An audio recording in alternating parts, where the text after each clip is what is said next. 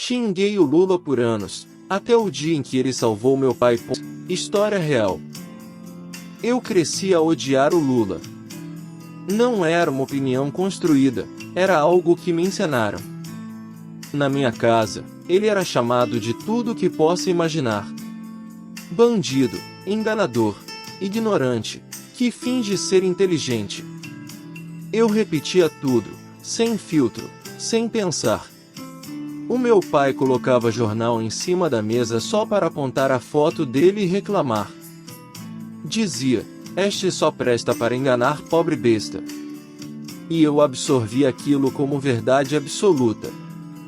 Na escola eu gozava quem dizia que o Lula tinha feito algo de bom. Achava ridículo quando alguém dizia que ele tinha ajudado o povo. Na internet, publicava meme, fazia piadas, dizia palavrões, dizia que o país tinha afundado por causa dele. Mas a verdade é que nunca li nada sério sobre ele. Nunca parei para escutar alguém que pensasse de forma diferente. Tudo que sabia era o que me ensinaram em casa e eu achei que isso bastava. Me lembro de uma vez numa roda de amigos, um deles disse que só conseguiu entrar na faculdade por causa do ProUni. E eu, num reflexo, disse, foi o Lula que te deu, não é? Agora vai ter de puxar o saco dele para sempre. Ficou em silêncio, mas o olhar dele perseguiu-me por dias. Era um misto de desilusão e pena. Pela primeira vez senti que talvez tivesse passado do limite, mas no fundo eu ignorei. Fui me convencendo de que eu só estava a ser realista. Até que a vida resolveu dar-me uma lição que eu jamais imaginaria. O meu pai sempre foi forte daquele tipo duramo que não queixava-se de dor, nem quando magoava a coluna transportando cimento. Mais de um tempo para cá, começou a ficar diferente, mais cansado, mais quieto, e a tosse que antes era só de manhã tornou-se constante. A gente dizia que era disparate, que ele só precisava descansar. Mas um dia desmaiou no quintal. Ali no chão frio, percebi que o homem que sempre foi o meu escudo estava necessitando de ajuda. Levamos ele para o hospital público, porque o seguro de saúde nunca tivemos. Os exames foram rápidos. Cancro no pulmão, avançado. Fiquei em choque. A minha mãe chorava sem parar e ele calado. Só olhava para o teto como se estivesse a tentar processar tudo. A médica falou com firmeza. A boa notícia é que conseguimos encaixá-lo no tratamento do SUS sem demora. O hospital está bem equipado. Disse que o protocolo novo de medicamentos havia sido implementado no governo anterior e depois ela soltou. Graças aos investimentos federais, o tratamento está disponível para todos os doentes, mesmo os mais pobres. Eu não reagi na altura, mas aquela frase ficou a ecoar na minha cabeça. Investimentos federais, tratamento gratuito. Ali, pela primeira vez, perguntei-me quem foi que pôs isto aqui? Quem lutou para garantir que o meu pai tivesse esse direito? Eu não sabia, mas estava prestes a descobrir.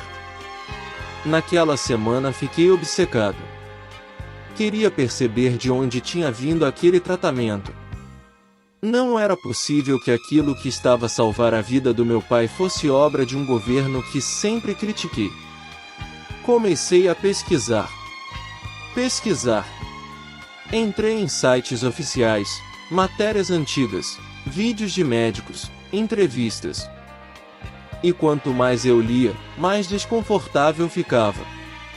Descobri que foi durante o governo do Lula que o hospital onde o meu pai estava foi reformado, que os novos aparelhos de radioterapia tinham chegado por um programa denominado Brasil Sorridente, que pensava que era só de dentista, mas incluía toda uma estrutura de saúde básica. Vi que a rede de hospitais universitários, incluindo aquele onde o meu pai estava a ser atendido, havia sido reforçado com verbas federais e que o medicamento que o meu pai estava a tomar, que custava mais de R$ 10.000 por mês. Estava no SUS desde um decreto de 2010.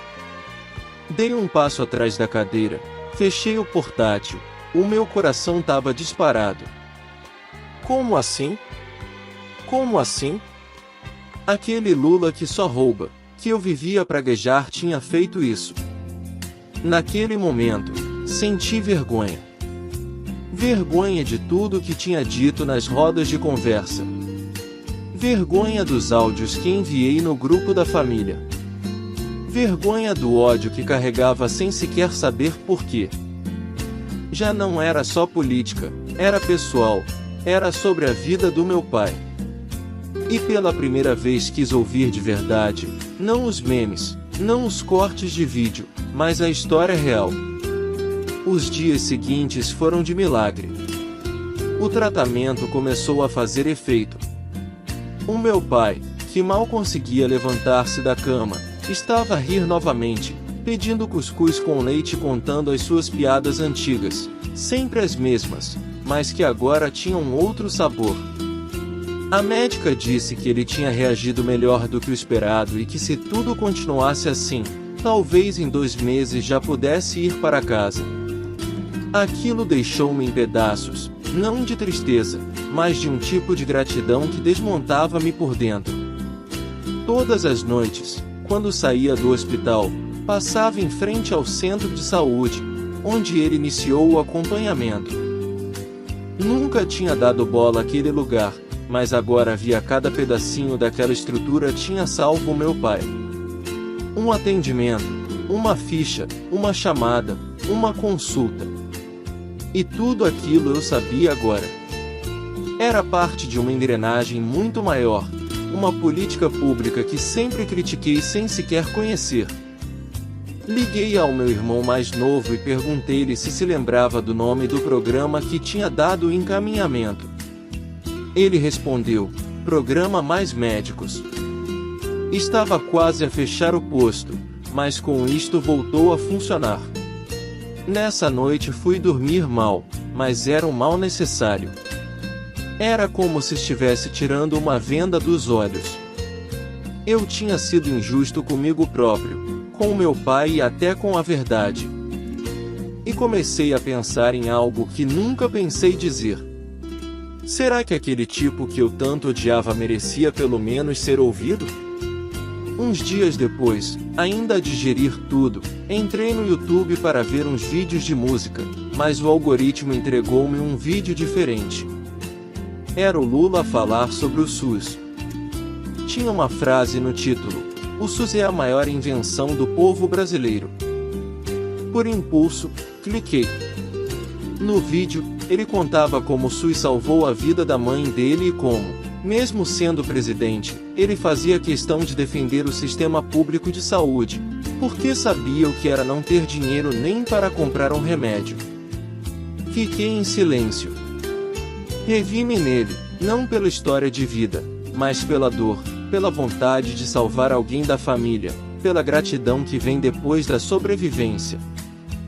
E ali, naquele momento, já não era sobre política, era sobre humanidade. Pensei nas vezes em que praguejei, repeti coisas que vi sem pesquisar, partilhei vídeos com ódio e agora estava com os olhos marejados assistindo a um discurso dele. A sensação era confusa, mas verdadeira. Aquela figura que eu jurava odiar tinha ajudado meu pai sem sequer saber e agora estava ali a dizer verdades que eu nunca quis escutar. Fechei o portátil, deitei-me e chorei. Não de vergonha, mas de libertação. Era como se estivesse finalmente a aprender a ver. Depois daquele vídeo, a minha mente não parava. Era como se uma porta se tivesse aberto dentro de mim. Comecei a rever muitas coisas. Os meus posicionamentos, as minhas conversas com amigos, os meus posts antigos nas redes sociais. Senti-me pequeno e pela primeira vez compreendi que não tinha de continuar preso a meu orgulho. Voltei ao hospital no dia seguinte. O meu pai estava mais desperto, já conseguia falar um pouco melhor. Segurei-lhe a mão, Olhei-o nos olhos e disse: Pai, o Senhor está aqui porque muita gente lutou por esse direito, inclusive aquele homem que tanto critiquei.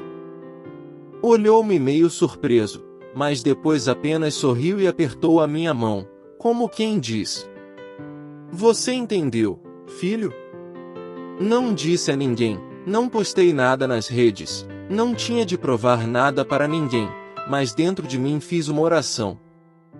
Pedi perdão a Deus e também em silêncio ao próprio Lula, porque mesmo sem o saber, foi instrumento de salvação para minha família. E isto não há ideologia que anule, isto é real, é vida.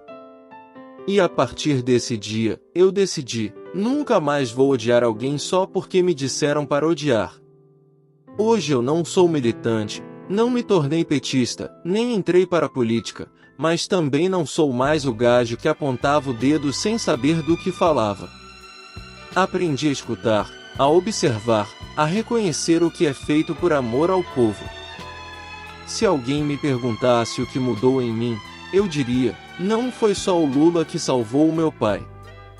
Foi a humanidade, a empatia e a política pública feita com o coração. O meu velho está em casa hoje, tomando café e a ver futebol como sempre gostou. E eu carrego a gratidão. Gratidão por ter despertado a tempo, por entender que há pessoas que dedicam a sua vida inteira a cuidar de quem mais precisa. Se assistiu até aqui, agradeço de verdade e faço-te um convite. Antes de julgar alguém, conheça a história. Antes de repetir um discurso, peça de onde veio. E antes de odiar, lembre-se que o amor constrói, o ódio só destrói.